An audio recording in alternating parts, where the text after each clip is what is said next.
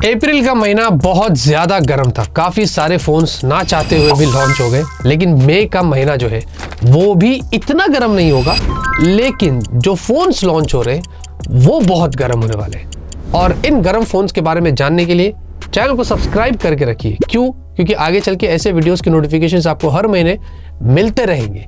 और लाइक करिए, शेयर करिए और कमेंट में एक चीज, थोड़ा जूम करते हैं, एक चीज जरूर बताना कि आप कौन से स्मार्टफोन का मई के महीने में इंतजार कर रहे हैं।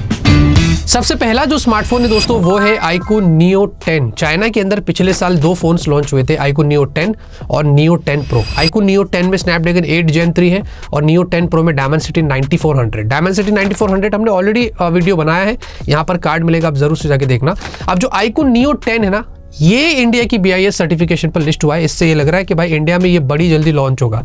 हमेशा से ऐसे ही हुआ है कि चाइना में जो iQOO Neo 10 होता है या iQOO के जो बेस वाला जो वेरिएंट होता है वो इंडिया में प्रो बन के आता है। ये भी ऐसा लग रहा है कि इंडिया के अंदर iQOO Neo 10 Pro बन के आ सकता है विद स्नैपड्रैगन 8 Gen 3 अंडर 40,000, जो अक्सर OnePlus के फोन से compete करता है। इसमें भी आपको 6100 mAh की बैटरी है और भी बहुत सारी चीजें यहाँ पर दी गई है। तो let's see how it goes. ये स्मार्टफोन वैसे कितने अच्छी प्राइस पर आता है और कितना जल्दी मई में हमें क्या देखने को मिलता है, ये तो वक्त ही बताएगा। फिर आता है दोस्तों पोको का F7 Pro, F7 Ultra। Hopefully मुझे ऐसा लगता है कि इंडिया के अंदर पोको F7 और F7 Ultra हमें देखने को मिल सकते हैं मई के महीने में। अब जो पोको F7 है ये कहीं पर भी लॉन्च नहीं हुआ है, ये इंडिया में आएगा और जिसमें बताया जा रहा है कि स्नैपड्रैगन 8S Gen 4 और 7550 mAh की आपको बैटरी मिलेगी। जो रेडमी का टर्बो 4 Pro जो चाइना में लॉन्च हो रहा है उसी का ऐसा बोल रहे हैं कि रीब्रांड होकर इंडिया में आ सकता है। और F7 Ultra हमें पता है स्नैपड्रैगन 8 Elite और वो काफ़ी प्रीमियम कैटेगरी का फ़ोन है, उसकी प्राइस भी वैसी होगी 50-60 हज़ार, उसके बारे में अभी कुछ पता नहीं। तो ये दो फोन्स पॉसिबली हमें पोको की तरफ से इंडिया में मई के महीने में देखने को मिल सकते हैं। OnePlus Nord CE5 या इधर CE5 Lite। OnePlus वालों ने वैसे भी Nord सीरीज को टीज कर दिया था कि हमारे Nord सीरीज बड़ी जल्दी आ रही है। अब दो फोन्स की पॉसिबिलिटी है। अगर Nord CE5 Lite की बात करते हैं तो जो Oppo का K13 अभी लॉन्च हुआ था जिसकी अनबॉक्सिंग हमने किया है, वैसे ये फोन हो सकता है स्नैपड्रैगन 6 Gen 4 के साथ में, बस थोड़ा बहुत यहाँ वहाँ होगा, बट एग्जैक्टली उसी का रीब्रांड हो सकता है। और OnePlus Nord CE5 जो है ये आपको अराउंड 25 से 30 हज़ार की रेंज में मिलेगा, जिसमें बोल रहे हैं कि Dimensity 8350 होने वाला है। तो ये दो फोन्स पॉसिबली Nord में OnePlus की तरफ से अभी हमें देखने को मिल सकते हैं। Let's see how it goes. जैसे होगा अनबॉक्सिंग तो आपको मिल जाएगी। मई के महीने में जो असली प्रो होने वाला है, जो मोस्टली काफी सारे स्मार्टफोन्स को डिस्ट्रॉय कर सकता है, वो है मोटोरोला का Edge 60 Pro। बहुत ही इंटरेस्टिंग स्मार्टफोन है।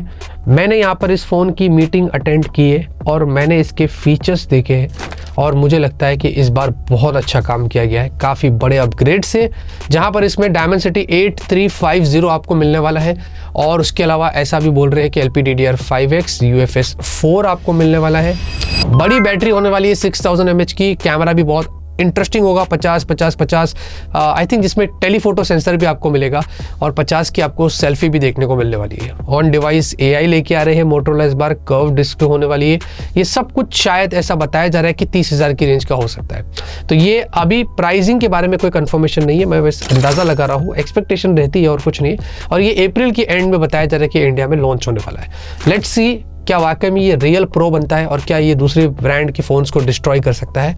उसके लिए हमारे अनबॉक्सिंग का इंतजार करिए। उसी के साथ Moto Razr 60 और Moto Razr 60 Ultra, ये दो स्मार्टफोन्स हमें मोटोरोला की तरफ से देखने को मिलेंगे। ईदर ऑफ द फोन हमें शायद एक मई में देखने को मिल सकता है। दोनों तो शायद इतना जल्दी लॉन्च नहीं होंगे मई के महीने में, लेकिन जो अल्ट्रा होने वाला है ये बहुत इंटरेस्टिंग होगा। इसमें 7 इंच की इनर डिस्प्ले आपको मिलने वाली है, ऐसा रूमर है। और ये बहुत बड़ी बात है कि आफ्टर अ लॉन्ग टाइम या शायद पहली बार हमें 7 इंच वाला कोई फ़ोन देखने को मिलेगा। और मुझे नहीं पता कि लोग इसको कितना ज़्यादा पसंद करेंगे। 4 इंच की आपको कवर डिस्प्ले मिलेगी। इसमें ऐसा भी बोल रहे हैं कि स्नैपड्रैगन की चिपसेट होने वाली है फ्लैगशिप लेवल की। और जो Razr 60 होगा इसमें बताया जाएगा कि Dimensity 7400 वाली आपको चिपसेट मिलेगी। तो ये सारी चीज़ें यहाँ पर हो रही है। लेट्स सी कि ये जो फ्लिप फोन्स मोटोरोला की तरफ से आ रहे हैं कितने खास और कितने अच्छी प्राइस पर आते हैं, ये तो हमें कुछ टाइम में ही पता चलेगा। Realme की तरफ से भी बताया जा रहा है कि दो स्मार्टफोन्स हमें मई के महीने में देखने को मिल सकते हैं। एक है Realme का GT7 और दूसरा है Realme GT7T।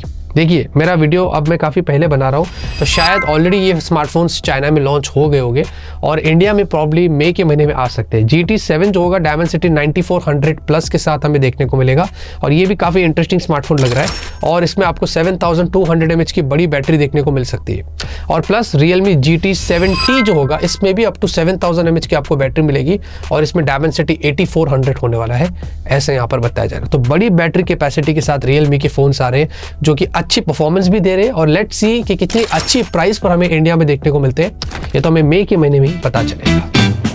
उसके बाद आता है सैमसंग का S25 Edge, मई के मिड में हमें देखने को मिलने वाला है। ये इंडिया का सबसे स्लिमेस्ट स्मार्टफोन होने वाला है, 6 mm या उससे नीचे भी थिकनेस आपको मिल सकती है। साथ में आपको बैटरी कैपेसिटी ऐसा बताया है कि बहुत कम होने वाली है, 3900 या इधर 4000 mAh की बैटरी कैपेसिटी होगी। एक तरफ हमें 7,000 mAh बैटरी वाले फोन्स मिल रहे हैं, एक तरफ सैमसंग के इस फोन में 4000 mAh की बैटरी होने वाली है। फिलहाल के लिए अभी भी जज नहीं कर सकते, लेट्स सी कि एक दिन टिकता है नहीं टिकता है, तो हमारे पास आएगा, टेस्टिंग करेंगे तो ही पता चलेगा। अब प्रैक्टिकली ये फ़ोन भी जब ज़्यादा स्लिम होगा तो कितने लोगों को पसंद आएगा नहीं आएगा इसके बारे में भी कुछ पता नहीं। स्नैपड्रैगन 8 एलीट होगा, 200 मेगापिक्सल तक का कैमरा होगा और भी काफ़ी सारी चीज़ें होने वाली है और ये प्रीमियम फ़ोन होगा तो प्रीमियम प्राइस पर ही आपको मिलेगा, 50 के ऊपर ही जाएगा। तो इसके बारे में एग्जैक्टली भी अभी कुछ पता नहीं है। लेट्स सी कि सैमसंग का ये फ़ोन कितना अच्छा चलता है। सैमसंग गैलेक्सी F56 भी आ रहा है। देखिए सैमसंग का M56 ऑलरेडी इंडिया में लॉन्च हो गया है, जिसके बारे में तो आपको पता ही है, Exynos 1480 और एक ठीक ठाक सी आपको 5000 mAh की बैटरी मिल जाती है। मतलब अभी भी ज़्यादा कैपेसिटी वाले फ़ोन्स लॉन्च हो रहे हैं, 6000 7000 और यहाँ पर 5000 mAh की बैटरी है।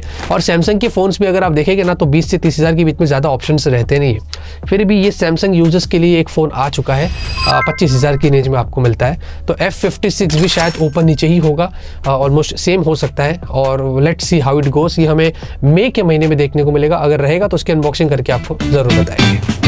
उसके अलावा दोस्तों वीवो का X200 फैन एडिशन, ये भी स्मार्टफोन बताया जा रहा है कि इंडिया में लॉन्च होने वाला है मई के महीने में, जिसमें बताया जा रहा है कि आपको 6.3 इंच की एक 120 हर्ट्ज की डिस्प्ले मिलेगी, यानी कि कॉम्पैक्ट स्मार्टफोन होने वाला है। प्लस 6000 mAh की आपको बैटरी भी मिलेगी, डायमेंसिटी 9300 प्लस या इधर 9400 के साथ आ सकता है। 1.5 के रेजोल्यूशन 120 हर्ट्ज की आपको इसमें डिस्प्ले भी मिलेगी। अब एग्जैक्ट स्पेक्स तो उसकी कंफर्म नहीं है, लेकिन बताया जा रहा है, काफी सोर्स से कंफर्म्ड हो रहा है कि वीवो का X200 फैन एडिशन भी इंडिया में हमें देखने को मिलने वाला है। तो ये वो सारे फोन्स थे दोस्तों, ज़्यादा फोन्स नहीं थे, लेकिन फिर भी जितने फोन्स आने वाले थे मई के अंदर, जितने हमने रिसर्च किया है हमारे हिसाब से, वो सब कुछ आपको यहाँ पर बता दिया। कमेंट में ज़रूर बताना कि आप कौन से फ़ोन का इंतजार कर रहे हैं और जाते जाते लाइक छोड़ के जाना और सब्सक्राइब नहीं किए तो कर लेना। तब तक के लिए ऑलवेज कीप स्माइलिंग।